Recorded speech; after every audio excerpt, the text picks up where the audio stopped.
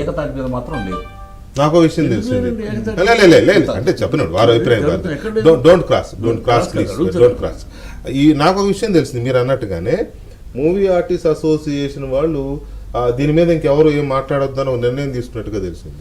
అదేనండి ఇక్కడ ఎవరు అభిప్రాయాలు చెబుతారని చెప్పి కొంతమంది పెద్దలకు సంబంధించి మా చిట్టుబాబు మాట్లాడిన దానికి కూడా నేను కాదని అంటలేదు. ఇక్కడ ఏంటంటే సురేఖ గారు మాట్లాడింది నిస్సందేహంగా తప్పు, అది దాంట్లో అసలు రెండో మాట లేదు, ఎవరికి దాని మీద వేరే అభిప్రాయం కూడా లేదు. కానీ ఇక్కడ జరిగిన విషయాలు వాళ్ళ రాజకీయాలకి కుటుంబాలు లాగడం అనేది చాలా తప్పు. ఒక స్త్రీ అయ్యింది ఇంకో స్త్రీ మీద అలాంటి మాటలు మాట్లాడడం అనేది చాలా దారుణమైన విషయం, అందులో ఎలాంటి సందేహం లేదు. మీరు అడిగిన దానికి నేను మీకోసం ఏదైనా చెప్పాను అనుకోండి, వీళ్ళ కోసం ఏదైనా చెప్పాను అనుకోండి, అది ఆత్మహత్యం అవుతుంది. ఏకాభిప్రాయం మాత్రం లేదు, నిస్సందేహంగా ఏకాభిప్రాయం మాత్రం లేదు. దీనికి చాలా విషయాలు ఉన్నాయి. ఏకాభిప్రాయం ఎందుకు లేదనే దానికి విషయాలు వీళ్ళ వరకు వచ్చినప్పుడు మాత్రమే మాట్లాడాలా, నాగార్జున గారి కుటుంబం గురించి వచ్చినప్పుడు మాత్రమే మాట్లాడాలా అనే విషయం ఈరోజు చర్చ జరుగుతూ ఉంది. ఇది మాత్రం వాస్తవం. అయితే మనం అంటే ఈ ఇనిషియల్గా మనం చేస్తున్న చర్చ ఏంటంటే సురేఖ గారు అలా మాట్లాడడం అనేది కరెక్టా అనే దాని మీద మనం తప్పు, అందుట్లో ఎలాంటి సందేహం కూడా దాంట్లో భయపడాల్సిన అవసరం లేదు. తప్పు. ఒక మంత్రిగా ఉండి ఆమె ఎంత బాధపడిందని చెప్తానే ఉంది కదా, ఒక రాత్రల్లా బాధపడ్డానని. బాధపడినప్పుడు అలాంటి బాధ అవతరాలు పడతారనే ఆలోచన మనకు ఉండాలిగా.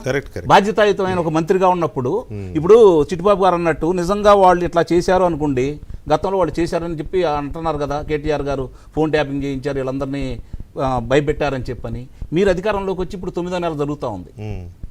దాని మీద ఎలాంటి చర్యలు తీసుకున్నారు, వాళ్ళు ఎందుకు అదుపులో తీసుకోలేదు, వాళ్ళ గురించి ఎందుకు ప్రశ్నించట్లేదు? నాకు గుర్తున్నంత వరకు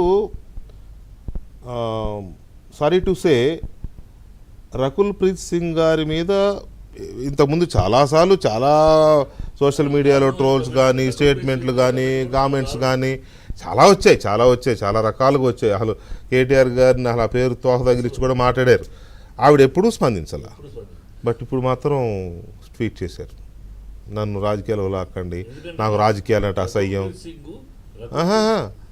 అసలు ఇంతవరకు ఎప్పుడు స్పందించలేదు, ఇప్పుడు మాత్రమే స్పందించారు. Note this point. ఇక్కడ వెంకటకృష్ణారావు మాత్రం గుర్తుపెట్టుకోండి, తీగలాగితే డొంక కదిలిద్ది. ఇది వాస్తవం. చిట్టుబాబు ఒక్క నిమిషం సోదరా, ఒక్క నిమిషం. తీగలాగితే డొంక కదిలిద్ది. చాలా విషయాలు ఉన్నాయి. చాలామంది వాళ్ళ ఆత్మను చంపుకొని డబ్బు కోసం, అధికారం కోసం, ఆస్తులను కాపాడుకోవడం కోసం చాలామంది రాజకీయ నాయకులకి చాలా చేశారు. రైట్. ఈ అంశం మీద బాలకోటయ్య గారు, చిట్టుబాబు గారు